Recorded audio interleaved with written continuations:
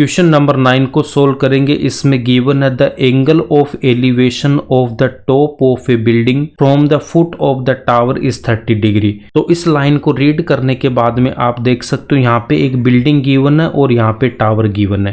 तो horizontal line बनाएंगे। ये जो हॉरिजॉन्टल लाइन है ये ग्राउंड को रिप्रेजेंट कर रही है।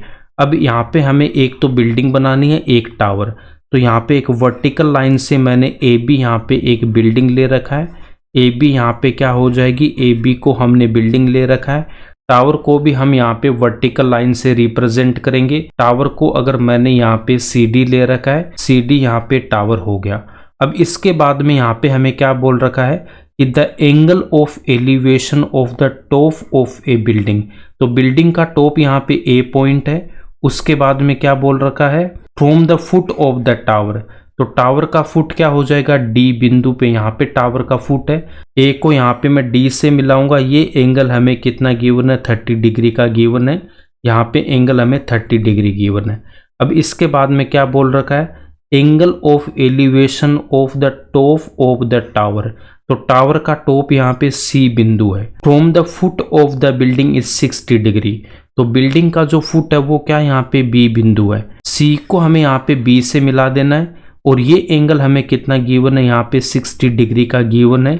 इसके बाद में क्या बोल रखा है, if the tower is 50 metre high find the height of the building. ये जो टावर है, इस टावर की जो हाइट है वो कितनी गिवन है, हमें 50 मीटर गिवन है। और हमसे क्या पूछा है कि ये जो बिल्डिंग है इसकी हाइट को अगर मैंने यहाँ पे h ले रखा है तो ये h हमसे फाइंड आउट करने को बोला है। अब यहाँ पे आपके पास में डाउट ये आएगा कि बिल्डिंग और टावर में से किसको हमें छोटा रखना है, किसको हमें बड़ा रखना है। तो वो आपको समझ में आएगा इस क्वेश्चन को रीड करने के बाद। इस क्वेश्चन में हमें देखो क्या गिवन है, यहाँ पे बिल्डिंग गिवन है और यहाँ पे हमें टावर गिवन है। बिल्डिंग के टॉप से टावर के फुट का जो एंगल है वो 30 डिग्री गिवन है। यहाँ पे ऐसे समझ सकते हो कि यहाँ पे एक हमारे पास में ये बिल्डिंग है, ए बी यहाँ पे बिल्डिंग है और दूसरी यहाँ पे कोई और बिल्डिंग है, मान लो सी डी हमारा टावर है। अब आपको क्या बोल रखा है, बिल्डिंग के टॉप से टावर का जो फुट है, जो बॉटम पॉइंट होता है उसको हम फुट बोलते हैं, वो एंगल हमें यहाँ पे कितना गिवन है, वो 30 डिग्री गिवन है। ये हमारा ग्राउंड लेवल है तो ये एंगल 30 डिग्री है। इसके बाद में हमें क्या बोल रखा है कि जो टावर का यहाँ पे टॉप है और ये जो बिल्डिंग का यहाँ पे बॉटम बी पॉइंट है, ये एंगल हमें 60 डिग्री गिवन है। ऑब्जर्वर जब इस डी पॉइंट पे है, ऑब्जर्वर यहाँ पे खड़ा है और इस बिल्डिंग का वो यहाँ पे ए पॉइंट को देख रहा है, तो एंगल कितना बन रहा है, 30 डिग्री का बन रहा है। अब ये ऑब्जर्वर यहाँ पे आ जाता है बी पॉइंट पे। अब ये बी पॉइंट से यहाँ से देख रहा है और यहाँ पे ये जो टावर का वो टॉप पॉइंट सी देख रहा है, तो यहाँ पे इसका एंगल कितना बन रहा है, 60 डिग्री का बन रहा है। इसका मतलब ये हुआ कि जब वो बिल्डिंग के बॉटम से देखेगा या बिल्डिंग के फुट से देख रहा है इस टावर का यहाँ पे सी पॉइंट, तो इसको जो अपना सर है, जब वो यहाँ पे डी पे देख रहा था उससे यहाँ पे थोड़ा सा उसको सर को ज़्यादा उठाना पड़ेगा। इसका मतलब ये जो टावर है, टावर क्या हो जाएगा, यहाँ पे इस बिल्डिंग से हाइट में ज़्यादा होगा। क्यों होगा, ये एंगल 60 डिग्री यहाँ पे गिवन है। इसको देख के हम बोल सकते हैं बिल्डिंग के फुट पे जो एंगल बन रहा है टॉप को देखने पे वो 60 डिग्री है। टावर के फुट पे एंगल 30 डिग्री का बन रहा है जब वो बिल्डिंग का टॉप देख रहा है। इसका मतलब यहाँ पे ये जो एंगल है बिल्डिंग वाला वो ज़्यादा है, तो टावर यहाँ पे क्या होगा, हाइट में ज़्यादा होगा। बिल्डिंग के टॉप से टावर का जो बॉटम है वो एंगल कम है। इसका मतलब बिल्डिंग को हमें यहाँ पे छोटा रखना है टावर के कंपैरिजन में। ये इसका कॉन्सेप्ट है, आपको ये क्लियरली समझ में आया होगा। अब यहाँ पे देखो इसका जो आंसर आएगा वो भी देखना 50 मीटर से कम ही आएगा। अब यहाँ पे हमें फाइंड आउट क्या करना है, इस बिल्डिंग की हाइट फाइंड आउट करना है। तो इसके लिए हमारे पास में देखो यहाँ पे दो ट्राइंगल बन गए, दो यहाँ पे राइट एंगल ट्राइंगल है। कौन सा, ए बी, उसके बाद में ये जो डी वाला, ये एक तो ये हो जाएगा।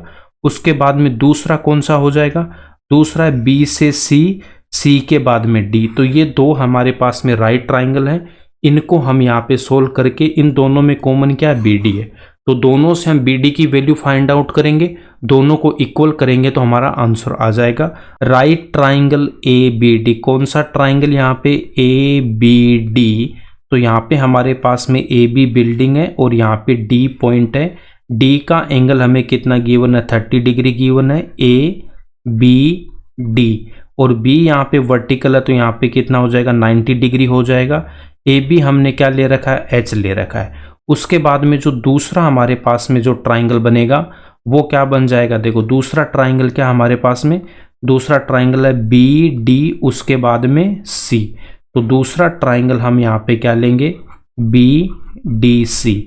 तो बी डी और यहाँ पे डी से सी क्या हो जाएगा, टावर। उसके बाद में बी को मैं सी से मिलाऊंगा। ये एंगल हमें कितना गिवन है, 60 डिग्री गिवन है। टावर की हाइट हमें 50 मीटर गिवन है। इसका मतलब सी से डी कितना होगा, 50 मीटर। डी पे एंगल कितना हो जाएगा, 90 डिग्री का। अब यहाँ से दोनों ट्राइंगल से हमें क्या फाइंड आउट करना है, बी डी फाइंड आउट करेंगे। यहाँ पे भी हमें बी डी फाइंड आउट कर लेना है। ये दोनों में यहाँ पे कॉमन है तो बी डी को फाइंड आउट करके हम यहाँ पे दोनों को इक्वल कर देंगे।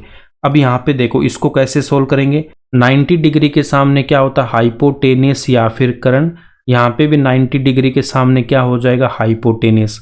30 डिग्री के सामने क्या होगा, परपेंडिकुलर या फिर लंब। यहाँ पे 60 डिग्री के सामने क्या हो जाएगा, परपेंडिकुलर यहाँ पे लंब। 90 डिग्री 30 डिग्री जहाँ पे उसको हम क्या बोलेंगे, बेस या फिर आधार। इसको बी से रिप्रेजेंट करेंगे। यहाँ पे भी 90 डिग्री 60 डिग्री वाला क्या बनेगा, बेस। इसको बी से रिप्रेजेंट करेंगे। अब यहाँ पे हमें कौन सा यूज करना वो देखना, साइन कोस टेन में से। तो उसके लिए आपको क्या बता रखा है, पंडित बद्री प्रसाद हर हर बोले सोना चांदी तोले, मतलब sine theta cos theta tan theta. अब यहाँ पे आप देख सकते हो ये जो फर्स्ट वाला जो ट्राइंगल है इसमें हमारे पास में क्या, देखो हमें बी डी फाइंड आउट करना है। तो बेस इक्वल्स टू क्या, मेरे पास में बी डी है। अब यहाँ पे ए बी हमें गिवन है। ए बी यहाँ पे क्या, perpendicular. Perpendicular equals to A B equals to कितना, H metre. Perpendicular and base हमें चाहिए। तो फर्स्ट वाले दो में देखो साइन एंड कोस के डिनोमिनेटर में हाइपोटेनियस आ रहा है तो इन दोनों को हम यहाँ पे यूज नहीं करेंगे। टेन थीटा में आप यहाँ पे देख सकते हो, टेन थीटा में क्या रहा, परपेंडिकुलर अपॉन बेस। तो यहाँ पे हम टेन थीटा का यूज करेंगे। Then tan theta equals to perpendicular upon base. Theta की वैल्यू यहाँ पे कितनी है, 30 डिग्री। थीटा इक्वल्स टू यहाँ पे 30 degree. Then tan 30 equals to perpendicular equals to A B upon base. यहाँ पे हम पुट कर देंगे बी डी। नेक्स्ट स्टेप में हमें टेन 30 की वैल्यू पुट करनी है। टेन 30 की वैल्यू कितनी होती है, 1/√3। ये वैल्यूज आपको पता होनी चाहिए। उसके बाद में ए बी इक्वल्स टू क्या पुट कर दूंगा यहाँ पे एच, तो H upon B D. Then यहाँ से बी डी की वैल्यू फाइंड आउट करेंगे तो क्रॉस मल्टीप्लाई करेंगे। बी डी को 1 से मल्टीप्लाई करूंगा, B D equals to H को √3 से मल्टीप्लाई करेंगे तो एच इंटू √3। इसको हम बोलेंगे इक्वेशन नंबर 1। अब इसके बाद में ये जो सेकंड वाला जो ट्राइंगल है यहाँ से भी हमें बी डी की वैल्यू फाइंड आउट करनी है।